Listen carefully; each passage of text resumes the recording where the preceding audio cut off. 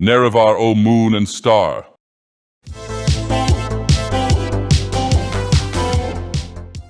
I have been working on this prototype to leave Morrowind and expand my power. And this is to go even further beyond. Let me show you the majestic boat I have built without any Telvanni magic necessary. I've had aeons of experience but less than 100 hours to build these. Let me show you the surprising boat-building journey I have been on. I called this Shipwright from Aldredania. He offered me this ridiculous small vessel. Just look at how slow it is.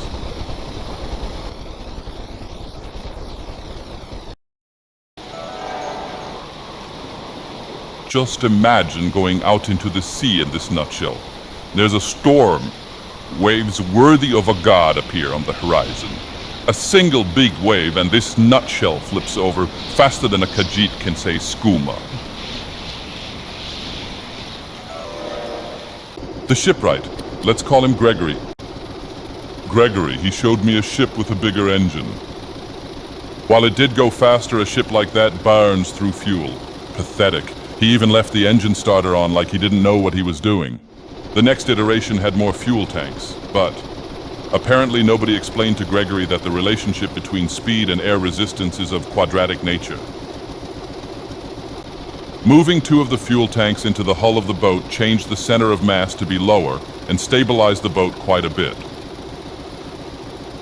I want to see beyond the horizon, so I ordered the helm to be lifted up. Does a wider boat mean more stability? Well, yes. However, the drag also increases. So, Gregory drew up a catamaran design. The tips. They needed to be pointier, sharp as razors cutting through the water. At this point, I slowly started to run out of patience with Gregory. He must be believing in the false gods. A propeller? At the front of the boat? Enua, really? Anyways, so somehow my mother caught on to this boat-building project.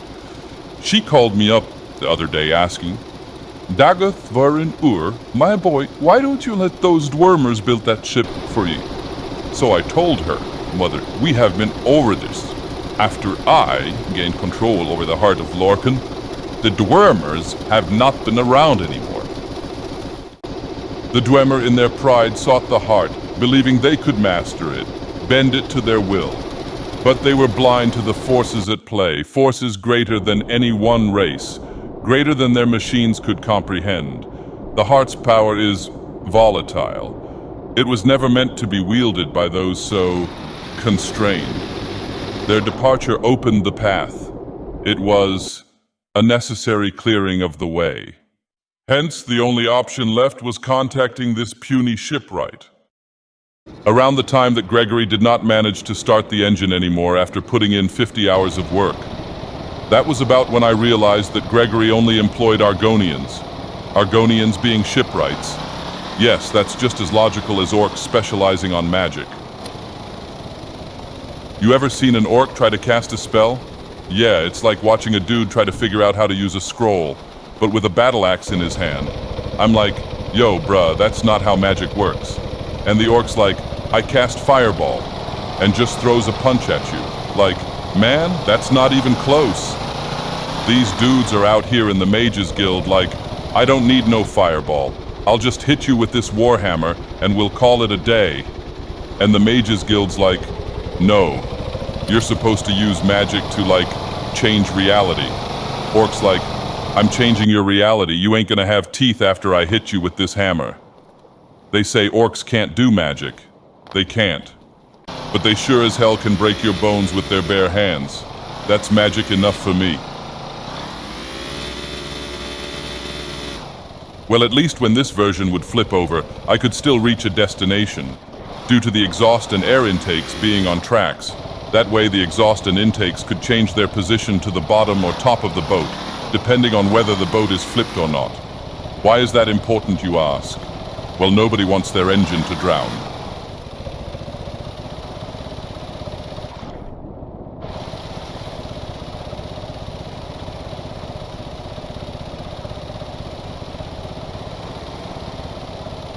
The boat was too heavy, so we cut down some weight. I told Gregory just to pour a potion of feather into the fuel tank. I also demanded some upgrade to the interior and a turbo button. This boat-building thing all was a non-issue until this Inwa came over to the Red Mountain and destroyed the heart of Lorcan. Otherwise, I would have ridden Akulakan like a Gundam off this rotten island. With the turbo button came a third engine. Yes. Ha ha ha! Finally, power worthy of a god. Even the Dunmer could not achieve this.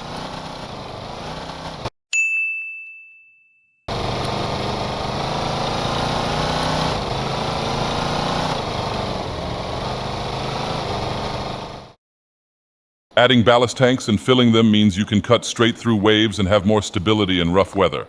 Also check out Dagoth Wave, it's an amazing song.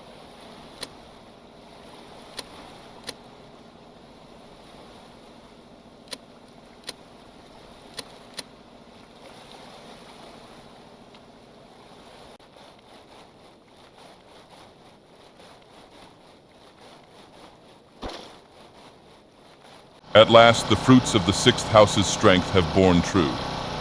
My shipwright, though humble in his craft, has succeeded in forging a vessel worthy of our cause, swift and relentless, like the power of Dagoth itself.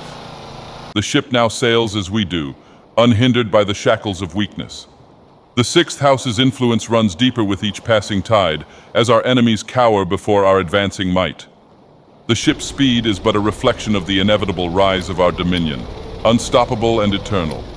The power of the sixth house guides all who serve it, even the most simple craftsmen.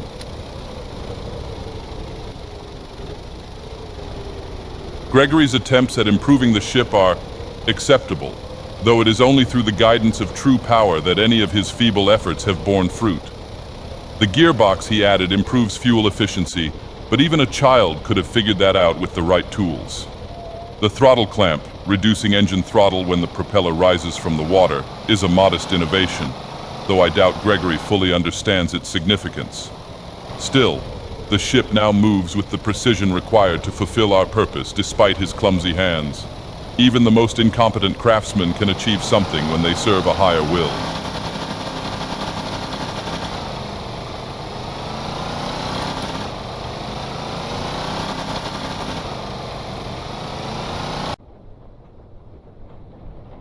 Wait, what? Not again, this propeller stuff.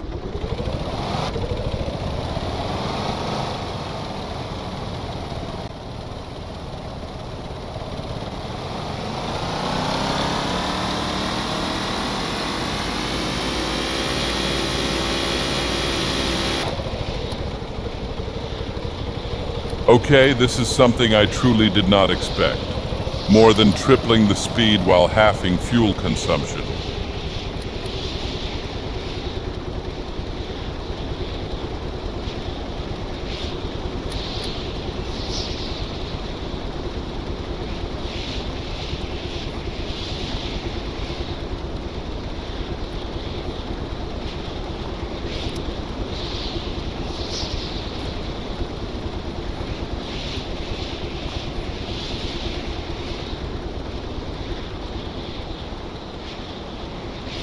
That's some of the weirdest levitation magic I have seen since the Second Age.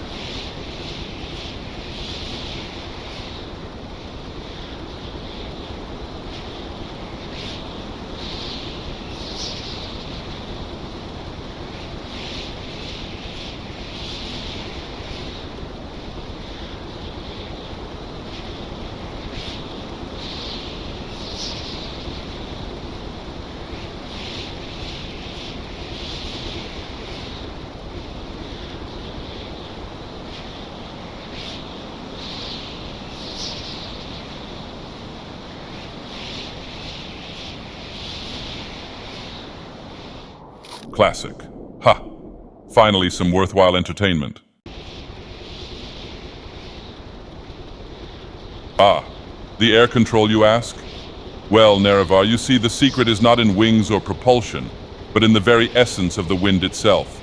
With the power of the heart, I command the air to bend to my will, not with brute force, no, but with the delicate whispers of dominion that I alone possess. This ship doesn't simply fly. It rides the currents of the world itself, carving through the skies like an unstoppable force of nature, just as I have carved my place in Tamriel.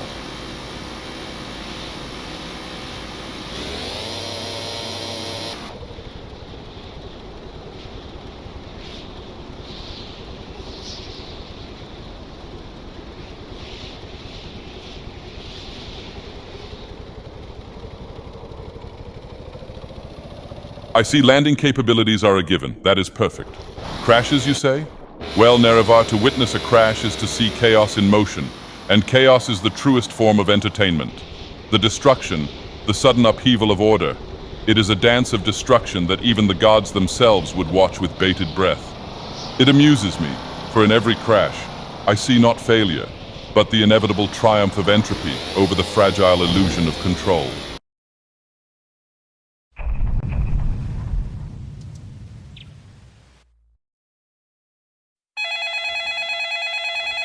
Wait, the phone is ringing.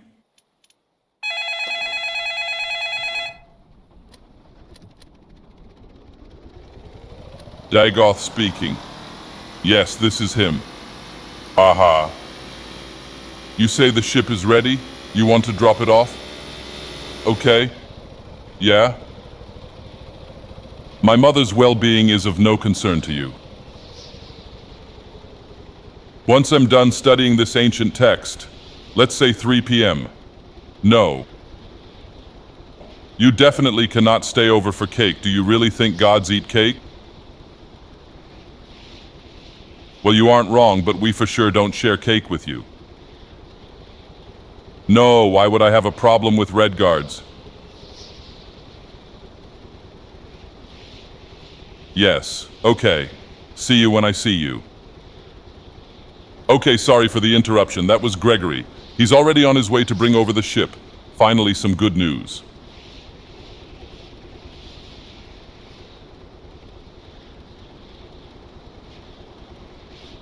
Okay, I can see him right over there.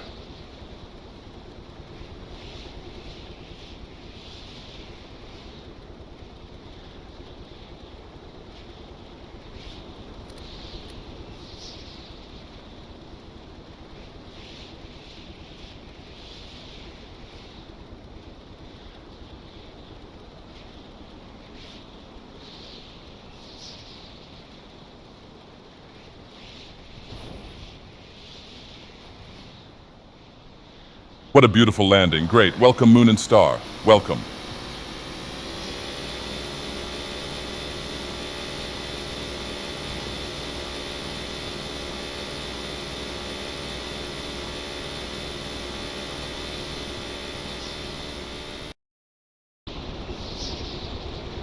Ah, Nerevar. I've grown weary of Red Mountain's ash and solitude. Even gods must stretch their legs. Now I shall stride from this forsaken island, and Tamriel shall tremble beneath the footsteps of Super Dagoth.